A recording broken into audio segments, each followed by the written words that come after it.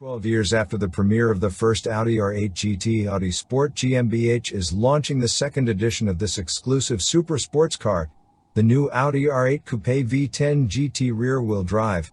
The 5.2-liter, naturally aspirated V10 engine's output is boosted to 620 PS, making it the most powerful rear-wheel drive unit in the history of the brand.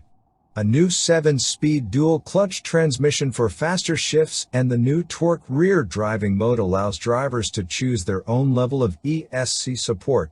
This enables controlled and simultaneously precise oversteering. The 7-stage torque rear can be adjusted via the control satellite on the steering wheel.